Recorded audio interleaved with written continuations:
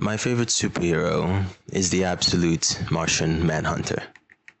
But before we talk about him, we need to talk about what a superhero is, at least in popular culture. What does heroism typically involve in our day-to-day and media?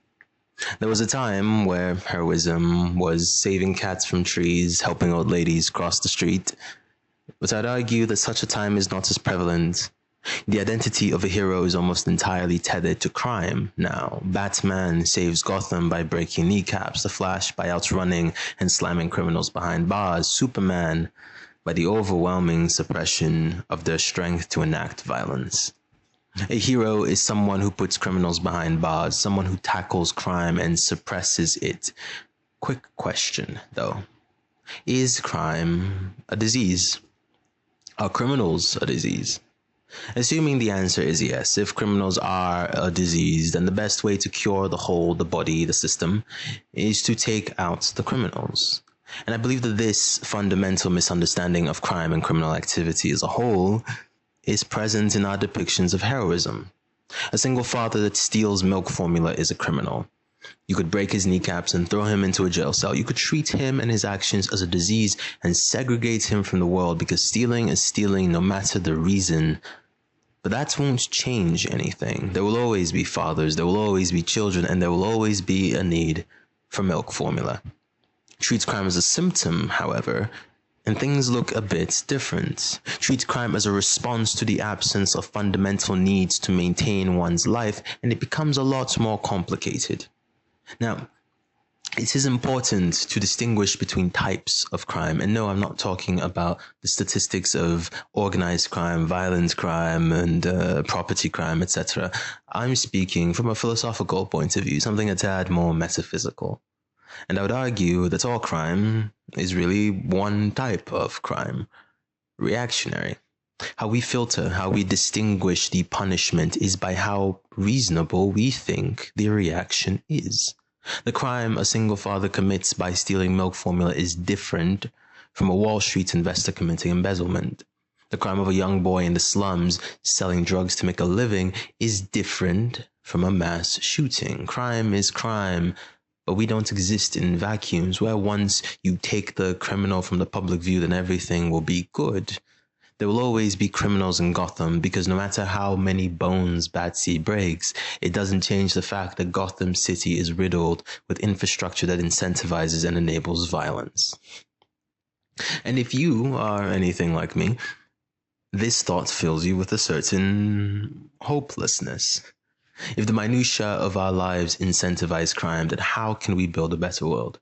If you're anything like me, your mind is struggling to not fall into the idea that putting criminals behind bars is our best bet. It's not perfect, but what is the alternative? My favorite superhero is the absolute Martian Manhunter. Because he, John and the Martian, confronts this. Of course, we don't know the alternative. We aren't even talking about how, on a fundamental level, we are misinterpreting what a criminal is. All crime is inherently reactionary because we, as individuals, are fundamentally reactionary. We are always responding to something. It's just that, like a lot of things, we don't know the details of our counterparts. Human life is inherently messy, and if you think it isn't, mate, that's a sign you're probably not close enough. Stealing milk formula is a response to the inaccessibility of milk formula from one socioeconomic background. And this expands to so many other contexts. However, it is important to distinguish the logic behind a crime from justifying that crime. I am not saying the drug dealers are justified because they don't have an alternative way of making money. I am saying that throwing them behind bars and pretending that people aren't complex webs of needs and dissatisfactions will change nothing. So what will? What is heroism? In Absolute Martian Manhunter Volume 2, Trigger Taylor is a man who loves bananas. He loves deer hunting with his dad every season. He's been doing it since he was 7. His first grade best friend's name is Clyde Toomis. They are blood brothers. Trigger hasn't seen Clyde in a long time. Trigger doesn't know it, and the people he's about to kill don't know it either, but both of them, all of them, are feeling the same cocktail of emotions. They all taste the despair, fear, paranoia, anger. They all feel how much their lives have been supplanted by this thing they can't make sense of. They are all teetering at the edge of a reaction, and Trigger gets there first. Time spent stewing his paranoia and thoughts, likely in online forums and communities that turned suspicion into a commodity and then disease, places and spaces that he thought were filled with like-minded people, but all they did was put a gun in his hand and whisper, "Just because you're paranoid doesn't mean you're not right." Trigger reacts first, and he's so certain that he's right, not because he's inherently evil, not because he's beyond help or kindness, not because he's just a violent criminal that deserves to be put down. No. Trigger Taylor reacts first because he was taught to, because he didn't think there was anything else. Trigger heads to Serta Street. He reaches Little Damascus and cries out, "Invaders, aliens from outer space, body snatchers wearing human faces, human skin. They are trying to replace us." And he guns down everyone he can see. With so much certainty, he says to people crying, begging, to fathers hiding sons, he says, 99% of people are just pretending. Welcome to Earth. He knows what they are. He knows. He's certain. There is no mistake. These aliens are why everything is the way it is. His madness is a man-shaped wildfire, and in the smoke of it I smell strains of trans-3-methyl-2-hexanoic acid and a family history of schizophrenia. Does that change anything for you? Does the messiness of Trigger Taylor mean something? Does it make his violence a different color? Trigger is ready to kill again, and then he meets Tumis, Clyde. More accurately, he meets the Martian Manhunter and John. The Martian sees the tangled web of movies, fears, and culture feeding in on itself. He sees the fear of everyone and everything in Trigger. And when he undoes that knot, when our criminal is no longer responding, when finally he sees the world as it is, he is horrified. Like the Martian, like John, he sees that Serta is mostly Syrian, and many of the people there are refugees. Trigger doesn't know their names, but he sees Fatima thrashing for dear life in the pool she made every summer out of the giant pothole in her backyard. He sees the teenager hiding behind a Honda, thinking of how he will never fulfill his dreams. He sees the woman hiding, thinking of her 49 dead family members lost in the Civil War, and how if she dies here, her family dies with her. He sees those who are still barely alive, but won't make it. And when the certainty falls short, when reality and reaction don't make sense, and like everybody else, he is horrified. He barely musters out, "I think I need help." A cop tells him before he can surrender. If crime is a disease, take it out. Cut out the cancer and there will never be anything like this again. No? If crime is a symptom, however, look at it for what it is. A reaction, something more complex than one gunman and some hero cop. John and the Martian are not there to throw Trigger into a jail cell. They aren't there to save lives. They are there to save every life. To untangle the knot of existence and the smoke that makes up every facet of ourselves. And in every page, John drowns in it. In every page, he is suffocated by the background of decisions and desires and wants and dissatisfactions that make up every crime, every criminal, and every innocent.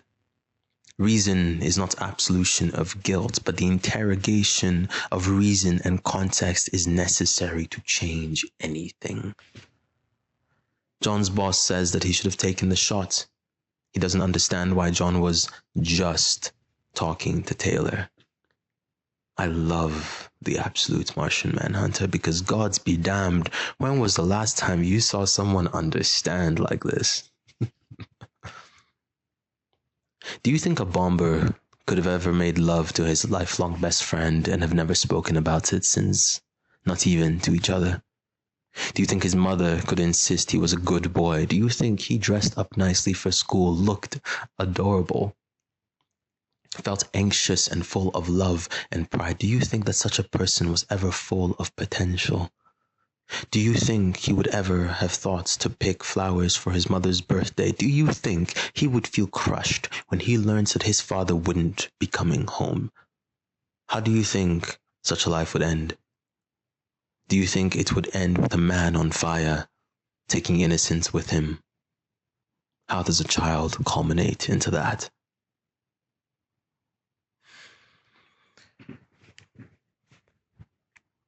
Big Al didn't like shelters. People were always fucking with him in there, making dark imitations, stealing his shoes while he slept. He liked his chances better on the streets. He was set on fire. Even though he'd lived on the streets since he was 14, Big Al's last thought was, I want to go home. A random detective needs to quit his job. It's leeching him into asbestos, turning the soft things hard, and if he keeps going the way he is, he will beat his wife to death with a golf club. A woman asks for a cigarette after serial arsons take her home and her children, and somehow her love for them burns like a blast furnace. A city's worth of people and professions burn down a homeless shelter as their minds and eyes are coated. Most people think it's about the fire. It's not. It's about the smoke. What the fuck? Genuinely, what the fuck? Just what in the bloody hell? Shit. No fucking shit. Most people are running from something. No shit, it's disaster after disaster. Poverty, persecution, abuse, addictions, responsibilities, despair. We've all got our fucking reasons. We're all different, yet somehow we are connected in our suffering, in our crime. Absolute Martian Manhunter makes me feel like a criminal. Not in the normal definition of the word, not in the sense that I do crime, but in the sense that I too, like Trigger, like Fatima, like John, like Big Al, I too am dissatisfied. And the incongruity between the bare minimum I need to survive and a world that would rather criminalize than rehabilitate, in that incongruity, I am filled with the very same smoke. It's not the fire that will get you first, it's what you're breathing in and what you're not. And I feel like these days I'm holding my breath. Criminality in the modern day is not associated with actual criminal action, but rather a dissatisfaction with the state of the world. We are told to be appreciated, told to be appreciative, told that this, the way things are, is the only way things can be. This is the state of the world. Breathe it in. Do you like that smell? Do you like the smoke in your lungs? Is it a synesthesia or just one color? The absolute Martian Manhunter introduces a concept that is wildly simple. Humans are complex. Crime is a human action. Crime is complex. A multifaceted being of so much stimuli that it drowns you. As I said before, all crime is inherently reactionary. And for as much as we are taught and told about moral weight and matter and all that, I don't think morality is as relevant anymore. All crime is reactionary, and we judge the type of crime and the weight of punishment by how reasonable we think the reaction is. Is it a crime to kick a dog on the street? What if it's biting your face off? Now, the nature of the crime is a bit different. It feels different to interrogate it now. If a man kills in self-defense, the type of crime that it is will be different if viewed by a soldier or by someone who wouldn't even hurt a fly. If all crime is reactionary and we are all trying to create a world with less suffering, doesn't that mean we have to interrogate it? Look past the, here is a criminal, here is a monster, throw him away, remove a cancer. I'm not talking about the absolution of guilt, because I feel like that is the excuse most people comfortably run to, and it's a reasonable one. I can see the train of logic and the propaganda that lies behind that sentiment. It is reasonable and it is wrong. Interrogating why a person does the things they do, especially when it hurts others, does not make them any less of a bad person. Trigger Taylor is not a good man. He is both a violent criminal and a victim. Both are true and both are meaningful and needed to turn him into a good man. The same man who loves bananas. For every arsonist John and the Martian encounter, a person deserving of second chances is born. For every criminal, every person stuck in the smog of their fears and reactions is the endless potential of the human condition, and the Martian draws that out. They don't throw criminals into jail cells to become criminals again. They don't cut them out of the world like a cancer. They untie the knot of dissatisfaction and offer a possibility of rehabilitation. And at the end of every fight, every confrontation with the white Martian, at the end of it all is a human being. A human being who has loved, who has lost, who has grown up, suffered, despaired, and is still full of potential. It's just drowned out by smoke. It would be foolish of me to ignore the mass arsons of Trigger Taylor gunning down aliens. It would be foolish of me and disrespectful to talk about all of this and not talk about the current state of the world. But that is for a very different video essay. One that also tackles the other end of heroism, the absolute Batman. I will say this, however, it is subtle, but even in the world of the absolute Martian Manhunter, second chances are not that simple. Everyone deserves a second chance, but even still, not everyone possesses the faculties to make use of them. I love the absolute Martian Manhunter because he can imbue the faculties into people. But for art to take root in the real world, for all this meaning to actually transform and impact lives, we need to add a dab of realism, no? I have a request. Just entertain me for a bit. I want you to morally distance yourself from crime. No, that does not invalidate or disrespect victims. No, it does not justify cruelty. And no, it does not tolerate injustice. Just breathe, mate. You are still emotionally responsive to crime, but try to be morally quiet. Do you know why the Martian is the Martian? Because he's alien. Because he is alien in a way that John cannot comprehend, so his mind grasps at the term Martian, because it's as close to different as one gets in John's mind. I find it saddening that it takes an alien, an abstract concept experiencing the material world, to reveal how interconnected we all are. We are not the same. We will never be the same, but we are congruent. We share in our experience of suffering and bliss. We are all participants in the human condition, and as the world is now, we are all criminals for our dissatisfaction. Is that not disappointing? Millions of years of evolution to culminate in dissatisfaction. In the absolute Martian Manhunter, crime is so real, and heroism even more so, because it is interrogated. When you look at the world not as something to tuck away when you are frightened, you come to see just how brave you can be. It's not about the fire, it's about the smoke. But you can't be looking away from the flames, mate. Crime is an inherently human thing, and the only way for it to really change is not through cold, calculating infrastructure, not some obscene divinity, but rather through humanity. Through the hard, indulgent smoke of our lives and the empathetic pursuit of something more than simple delusions. I love the absolute Martian Manhunter. You should read it.